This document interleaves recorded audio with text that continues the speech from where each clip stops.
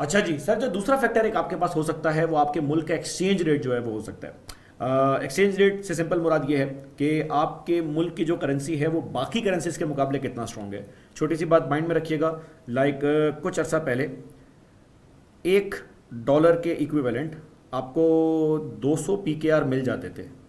तो अब मेरी सारी एग्जांपल्स के अंदर जब मैं रेट एप्रिसिएशन की बात करूंगा, तो रेट एप्रिसिएशन का मतलब ये होगा, अगर मैं आपको बोलूं कि हमारे मुल्क की जो करेंसी है वो अपने एप्रिशिएट कर गई है, स्ट्रांग हो गई है, तो इसका मतलब बेसिकली ये होगा कि पहले एक डॉलर में जहां 200 रुपये आपको मिलते थे, अब उसी एक डॉलर के अंदर आपको 150 रुपये मिलना स्टार्ट हो जाएंगे। आपके मुल्क की करेंसी स्ट्रांग हो गई है। सिमिलरली सर, अगर आपकी करेंसी में बोलूं डेप्रिशिएट हो गई है, तो पहले एक डॉलर में 200 रुपये मिला करते थे, अब एक डॉलर 300 रुपये का जो है वो मिल रहा होगा, जो कि हमारे यहाँ आजकल एक मामला चल रहा है। अच्छा, ये थोड़ा सा एक इंटरेस्टिंग पार्ट है स्पेशली हम लोगों के लिए। उसका रीज़न ये है कि देखिए, नॉर्मली जब जब हमारे डॉलर का रेट बढ़ना स्टार्ट होता है, तो हमारे मुल्क में ना पैनिक मचना स्टार्ट हो जाता है। और वो पैनिक इसलिए हो रहा होता है कि जनाब डॉलर महंगा हो रहा है तो महंगाई बहुत होगी। हर मुल्क के साथ ऐसा नहीं है। इनफैक्ट बहुत सारे मुल्क ऐसे हैं जिनके लिए उनकी करेंसी डेप्रिशिएट होना is actually a good thing. उसका बड़ा अच्छा रीज़न ये है, आपकी ख़ानदान में, फैमिली में कोई बंदा, कोई बच्चा, कोई बच्ची अगर ऐसा है जो फ्रीलांसिंग कर रहा है, तो उसको एक्सचेंज रेट एप्रिशिएट होने का, एक्सचेंज रेट डेप्रिशिएट होने का हमेशा फ़ायदा ही हुआ होगा। जाहिर सी बात है, उनकी इनकम बढ़ना स्टार्ट हो जाएगी। तो वो कंट्रीज़ या वो कंपनीज जो एक्सपोर्ट ओरिएंटेड हैं, लाइक पाकिस्तान में टेक्सटाइल सेक्टर, जिनका ज़्यादा काम बाहर के कस्टमर्स के साथ हो रहा है, पाकिस्तान में फ्रीलांसर्स, इन दोनों के लिए exchange rate depreciation is actually a good thing in a sense, in a way, कि इनकी जो इनकम है वो इस वजह से भी बढ़ना स्टार्ट हो जाएगी कि पहले इनको अगर एक डॉलर का सामान बेचते थे 200 रुपये मिलते थे, अब 300 रुपये मिलना स्टार्ट हो जाएंगे।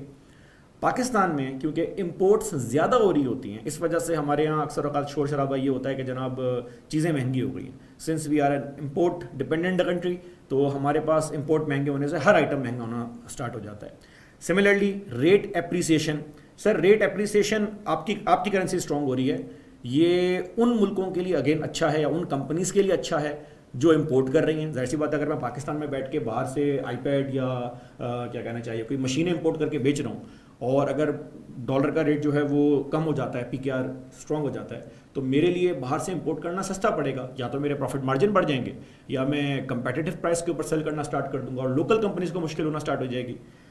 सिमिलरली रेट एप्रिसिएशन उन मुल्कों के लिए भी अच्छा होता है, या उन कंट्रीज़ के लिए भी अच्छा होता है जो दूसरे मुल्कों से इंपोर्ट कर रहे होते हैं। अगर आप यूएस से बैठ के पाकिस्तान से माल इंपोर्ट कर रहे हैं, आपने वहाँ पे जो है वो एक लोकल मार्केट ढूंढ ली है और आप पाकिस्तान से माल इंपोर्ट करके यूएस के अंदर बेच रहे हैं। बहुत सारे बच्चे अमेज़ॉन के ऊपर लेदर जैकेट्स का जो है वो काम कर रहे होते हैं। तो आपको फ़ायदा ये हो जाएगा कि पहले जिन पैसों में आप 10 जैकेट ऑर्डर करते थे, आप 20 जैकेट ऑर्डर करना स्टार्ट कर देंगे, जो भी आपके रेट का जो है वो हो रहा है बेनिफिट। तो याद रखें, सिंपल से पॉइंट है, इनफैक्ट इनको नोट भी जो है वो करते जाइएगा। अगर आपकी जो करेंसी है वो स्ट्रांग हो रही है, तो आपकी इंपोर्ट्स जो है वो सस्ती होना स्टार्ट हो जाएंगी। तो जो इंपोर्ट डिपेंडेंट कंपनी होगी उसके लिए जो है वो आसानी हो जाएगी, और वो कंपनी जो एक्सपोर्ट कर रही है वो मारे जाएंगे। जिस तरह अगर कल को डॉलर का रेट 200 रुपये पे आ जाता है या 100 रुपये पे आ जाता है, तो जितने भी पाकिस्तान के एक्सपोर्ट सेक्टर है, टेक्सटाइल सेक्टर है, और जो फ्रीलांसर है, उनके लिए बड़ी दुख की बात है।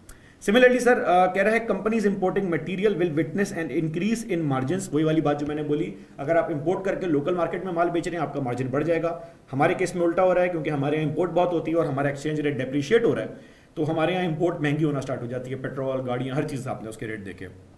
सर याद रखें, एक्सचेंज रेट डेप्रिसिएशन का आपके एक्सपोर्टर को बहुत बेनिफिट है। मैं यहाँ मेंशन जो है वो कर देता हूँ, पेपर का तो पता नहीं होता, लेकिन अगर कोई इस तरह की इंडिकेटर आ जाता है कि कोई कंपनी फ्रीलांसिंग का काम कर रही है, या कोई कंपनी जो है वो अकाउंटिंग या आईटी सर्विसेज जो है वो प्रोवाइड कर रही है, तो उस केस के अंदर हम ये बात बोल सकते हैं कि उनके लिए ये rate depreciation will actually be a good thing, it's a blessing in disguise. ठीक है ना। अच्छा, एक बात और भी याद रखिएगा, आपने रिसेंटली न्यूज़ सुनी होगी जनाब कि शेल वाले जो हैं वो पाकिस्तान से एग्जिट मार रहे हैं। जब आपका रेट डेप्रिशिएट हो रहा होता है ना, तो नॉर्मली होता एक काम और ये भी है कि आपकी जो फॉरेन करेंसी है वो थोड़ी सी शॉर्टेज में हो जाती है और आसानी से मिल नहीं रही होती। तो शेल के साथ भी जब उन्होंने प्लान किया बेचने का, तो बहुत सारे 2-3 दोस्तों से मेरी बात हुई, मार्केट के जो लोग हैं, उन्होंने कहा इनको बेचना बड़ा मुश्किल होगा, क्योंकि बेच के पाकिस्तान से डॉलर बाहर लेके जाना इस पर बड़ा मुश्किल हुआ हुआ है। तो वो जो कंपनीज होती हैं जिनकी इन्वेस्टमेंट हो रही होती है, और जब आपके मुल्क में उन्होंने इन्वेस्टमेंट किया तो यकीनन प्रॉफिट की नीयत से किया, बहुत सारे ओवरसीज पाकिस्तानी भी इनफैक्ट ऐसे हैं जिन्होंने पाकिस्तान में प्रॉपर्टीज बाय की हुई थी और उनकी प्रॉपर्टी की रेट बढ़े, उन्होंने प्रॉफिट कमाया।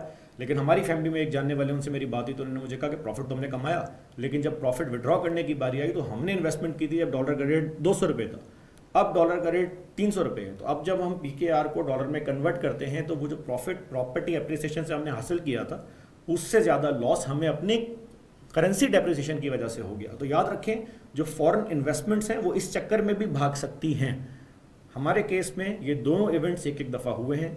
लाइक इंटरेस्ट रेट इंटरनेशनली बढ़ रहे हैं तो जो बाहर का इन्वेस्टर है उसके लिए इन्वेस्टमेंट करने की इंकरेजमेंट भी बहुत कम है, और क्योंकि आपकी जो करेंसी है वो भी डेप्रिशिएट हो रही है तो वो जो प्रॉफिट मार्जिन उसने वापसी डॉलर में कन्वर्ट करके बाहर लेके जाना था उस पर भी उसको नुकसान होना स्टार्ट हो गया। तो याद रखिएगा, ये बहुत इंटरेस्टिंग पॉइंट है। एक्सचेंज रेट के ऊपर आपके पास अच्छे खासे पॉइंट बन सकते हैं, बट देन अगेन जैसा कि मैंने पहले बोला हुआ है, दोबारा बोल देता हूँ, बहुत ज़्यादा ध्यान करना है आपने कि केस स्टडी के अंदर हमारी कंपनी क्या काम करती है। ठीक है जी।